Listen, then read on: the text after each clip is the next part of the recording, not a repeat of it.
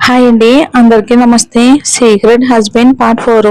విదేశాలకు సెలవుల మీద వెళ్ళిన నిఖిత ఇప్పుడే ఇండియాకి తిరిగి వచ్చింది. ఆమెను రెస్టారెంట్ లో ఎక్కడైనా కలుసుకుందామని కాల్ చేసింది నిఖిత. అనుకున్నట్టుగానే వీళ్ళిద్దరూ ఒక లగ్జరీ రెస్టారెంట్ లో కలుసుకున్నారు. పల్లవిని చూడగానే నిఖిత ఆమెను ప్రేమగా హత్తుకుంది. నిన్ను చాలా మిస్ అయ్యానే పళ్ళు అని ఎమోషనల్ అవుతూ చెప్పింది నిఖిత. నన్ను పళ్ళు అని పిలవద్దన్నాను కదే, చక్కగా పల్లవి అని పిలవవే అని నవ్వుతూ చెప్పింది పల్లవి. వీళ్ళిద్దరూ చిన్నప్పటి నుండి బెస్ట్ ఫ్రెండ్స్. అయితే నిఖిత కొన్ని కారణాల వల్ల విదేశాలకు వెళ్ళిపోయింది. ఆ తర్వాత పల్లవికి దూరం అయిపోయింది. చిన్నప్పటి నుండి వీళ్ళిద్దరూ చాలా చక్కగా చదువుకునేవారు. పల్లవితో పాటు నిఖిత అన్నిట్లోని పోటీ పడుతూ ఉండేది. బాగా చదువుకునే వాళ్ళకి కాలేజ్ వాళ్ళు స్కాలర్షిప్ కూడా ఇచ్చేవారు. పల్లవి ఎప్పుడూ కూడా టాప్ ర్యాంక్ తెచ్చుకునేది కాబట్టి ఆమెకు ఎంట్రన్స్ ఎగ్జామ్స్ లో మంచి మార్కులు కూడా వచ్చాయి. ఆమె ఉన్నత చదువుల కోసం సిటీలోని టాప్ మోస్ట్ కాలేజ్ లో చేరింది. ఆమె తన టాలెంట్ తో ఫ్రీ అడ్మిషన్ తెచ్చుకుని ఆ కాలేజ్ కి వెళ్ళింది. కానీ సాధారణ మిడిల్ క్లాస్ స్టూడెంట్స్ ఆ కాలేజ్ లో చదువుకోవటం చాలా అంటే చాలా కష్టం. అక్కడ అందరూ రిచ్ పర్సన్సే ఉంటారు. ఎందుకంటే ఎంతో డబ్బున్న వాళ్ళు మాత్రమే అలాంటి టాప్ కాలేజ్ లో చదువుకుంటారు. కొన్ని రోజులకే ఆ కాలేజ్ జీవితం రంగులమయం కాదు అనే విషయం పల్లవికి బాగా అర్థమయ్యింది. ఆమె మధ్య తరగతి అమ్మాయి కాబట్టి ఆమె ఎన్నో అవమానాలు ఎదుర్కోవాల్సి వచ్చింది. ఆమెతో పాటు ఉండే స్టూడెంట్స్ ఆమెను అడుగడుగునా అవమానిస్తూ చిత్రహింసలకు గురి చేసేవారు. అయితే అదే కాలేజీలో నిఖిత కూడా చేరింది.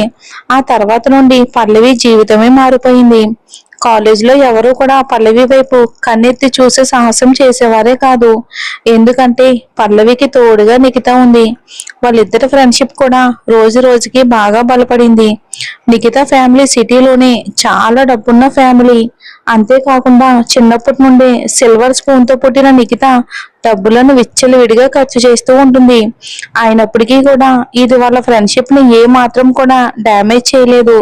స్కూల్ లైఫ్ నుండి కాలేజ్ లైఫ్ వరకు వాళ్ళిద్దరి ఫ్రెండ్షిప్ చాలా బాగా బలపడింది. ప్రస్తుతం అయితే నిఖితను కలుసుకున్న పల్లవి చాలా అంటే చాలా సంతోషించింది. ఆమె నిఖిత పక్కనే ఉన్న ఒక అబ్బాయిని చూసింది. ఆ అబ్బాయి చాలా పొడవుగా చాలా అందంగా ఉన్నాడు. ఇతడు నా బాయ్ ఫ్రెండ్ కిరణ్ అని ఆ అబ్బాయిని పరిచయం చేసింది నిఖిత. అతను తనకు 17వ బాయ్ ఫ్రెండ్ అని సీక్రెట్ గా సైగ చేసింది నిఖిత. ఆమె సైగలను అర్థం చేసుకున్న పల్లవి ముసిముసిగా నవ్వింది. నీ గురించి నిక్కి ఎన్నో విషయాలు చెప్పింది పల్లవి. తను చెప్పిన దానికంటే నువ్వు చాలా అందంగా ఉన్నావు. నిన్ను కలుసుకోవటం నాకు చాలా ఆనందంగా ఉంది అని నవ్వుతూ పలకరించాడు కిరణ్. అతని చూపులు పల్లవికి చాలా ఇబ్బందికరంగా అనిపించాయి. ఆమె మొహమాటానికి అతని నవ్వుకు బదులుగా నవ్వుతూ చిన్నగా తల ఊపింది పల్లవి. పల్లవి నదిలా చూస్తూ ఉండిపోయాడు కిరణ్. అతని చూపులకు పల్లవికి రోమాలు నిక్కబొడుచుకొచ్చాయి. అయితే ఏమీ తెలియలేనట్టు మళ్ళీ అంతలోనే నిఖితతో మాట్లాడుతూ చాలా చనువుగా ప్రవర్తిస్తూ ఉన్నాడు కిరణ్. వీళ్ళందరూ కలిసి భోజనం చేస్తూ ఉన్నప్పుడు కిరణ్ బాత్రూమ్ కి వెళ్ళాడు. దాంతో నిఖితతో పల్లవి మాత్రమే ఒంటరిగా మిగిలింది. ఇప్పుడు ఏం చేస్తున్నావే పల్లవి, అసలు ఎలా ఉన్నావు అని ప్రశ్నించింది నిఖిత. ఆమె ఏం అడగాలి అనుకుంటూ ఉందో పల్లవికి బాగా తెలుసు. రాహుల్తో తన రిలేషన్ గురించి ఆమె ఏమీ దాచుకోకుండా నిక్కీకి అన్ని చెప్పింది. అంతేకాకుండా ఒకవేళ ఆమె నిక్కీకి చెప్పకుండా ఏదైనా సీక్రెట్ ఉంచడానికి ప్రయత్నించినా సరే ఆ వివరాలన్నీ కూడా ఏదో రకంగా నిక్కీ ఫ్యామిలీకి తెలిసిపోతూ ఉంటాయి. కాబట్టి తన రిలేషన్షిప్ ని సీక్రెట్ గా ఉంచాల్సిన అవసరం లేదు అని అనుకుంది పల్లవి. ఏదో చెప్పడానికే పల్లవి నోరు తెరిచింది. కానీ అంతలో ఆమెకు వాంతి వచ్చినట్టు అయ్యింది. వెంటనే ఆమె తన నోటిని చేతులతో దాచుకుంటూ బాత్రూమ్ కి పరుగులు తీసింది. డైనింగ్ రూమ్ పక్కనే ఉన్న బాత్రూమ్ కి వెళ్ళలేదు పల్లవి. ఎందుకంటే తను ప్రెగ్నెంట్ అనే విషయం నిక్కీకి ఎక్కడ తెలిసిపోతుందేమోనని భయపడింది. ఆమె జనరల్ బాత్రూమ్ లో నుండి ఇలా బయటికి వచ్చిందో లేదో అంతలోనే ఆమెకు బాగా పరిచయం ఉన్న ఒక వాయిస్ వినిపించింది. నువ్వేమీ కంగారు పడుకో, దాన్ని ఎలా లొంగ తీసుకోవాలో నాకు బాగా తెలుసు. అది తాగే డ్రింక్ లో ఇక డేటింగ్ గది కలుపుతాను. మత్తులో ఉన్నప్పుడు ఆ పిల్ల నా సొంతం అవుతుంది. ఎంత అందంగా ఉందో తెలుసా? అస్సలైన మజా వస్తుంది. ఆ పిచ్చి దానితో ఉండి ఉండి బోర్ కొట్టేసింది. ఇప్పుడు నిజంగానే తన బెస్ట్ ఫ్రెండ్ చాలా అందంగా ఉందిరా బాబు. నువ్వు కూడా వచ్చావనుకో, ఇద్దరం కలిసి దాంతో మంచిగా ఎంజాయ్ చేయొచ్చు. నేను నీకేదో రకంగా ఆ అమ్మాయి ఫోటో తీసి పంపిస్తాను. నువ్వు చూసావంటే అస్సలు వదిలిపెట్టవు. ఎవరితోనో ఫోన్లో మాట్లాడుతున్న వ్యక్తిని చూసి షాక్ అయిపోయింది పల్లవి. అతను మరెవరో కాదు, నిఖిత బాయ్ ఫ్రెండ్ కిరణ్. అతన్ని చూసిన వెంటనే పల్లవి పిడికిళ్ళు కోపంతో బిగుసుకున్నాయి. అక్కడే నిలబడి అతని వైపుకే సీరియస్ గా చూసింది పల్లవి. కిరణ్ వెనక్కి తిరిగి ఫోన్ పెట్టేసి పల్లవిని చూశాడు. ఒక్కసారిగా అతనికి గుండె ఆగినంత పని అయ్యింది. అంతలోనే తనని తాను కంట్రోల్ చేసుకుంటూ పిచ్చి పిచ్చిగా నవ్వడం మొదలు పెట్టాడు కిరణ్ కన్నీంగా. నిజంగా నువ్వు కూడా ఇక్కడికి వస్తావని అనుకోలేదు పల్లవి. నిన్ను కలుసుకోవటం నాకు చాలా హ్యాపీగా ఉంది అని ఏం మాట్లాడుతున్నాడో కూడా అర్థం కానట్టు ఏదేదో పిచ్చి పిచ్చిగా మాట్లాడుతూ ఉన్నాడు కిరణ్.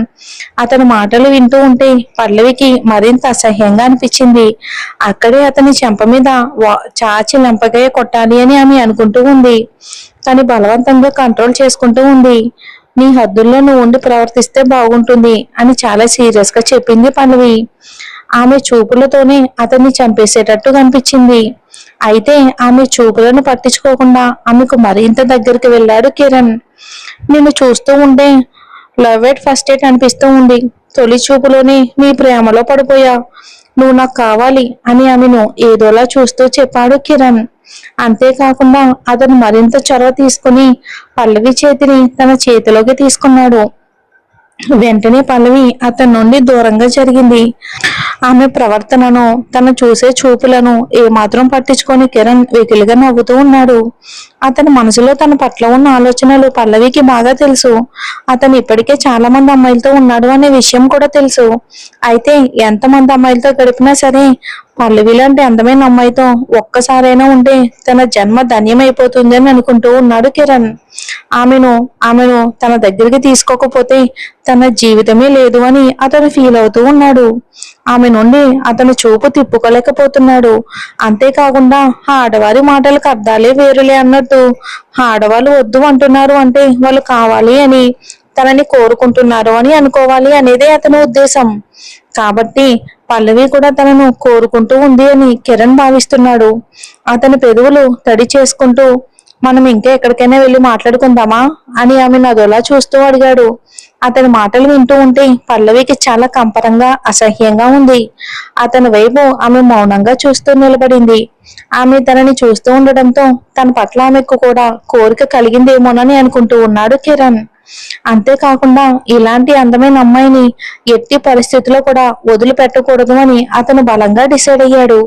అందుకని ఒక అడుగు ముందుకు వేసి, ఒకవేళ నీకు సిగ్గుగా ఉంటే నీ నెంబర్ ఇవ్వు.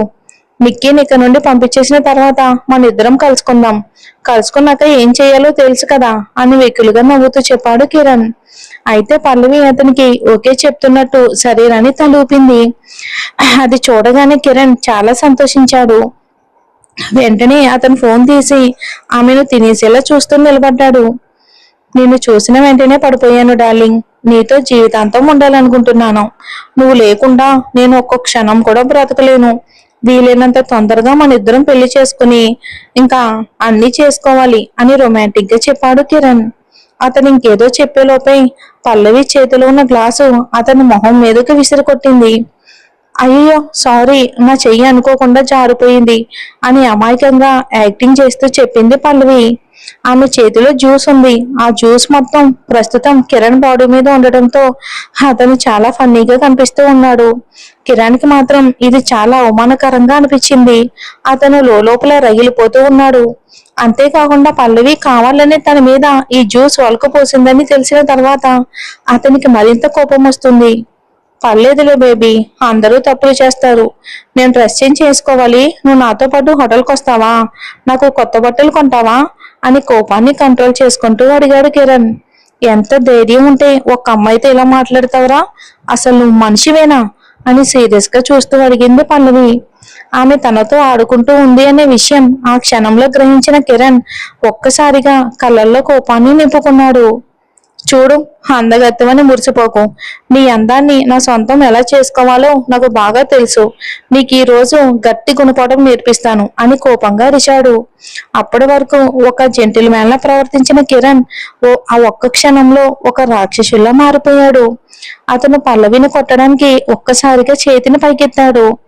మరి ఇవంతా రాహుల్‌కి తెలిస్తే కిరణ్ పరిస్థితి ఏంటో చూద్దాం వచ్చే ఎపిసోడ్‌లో.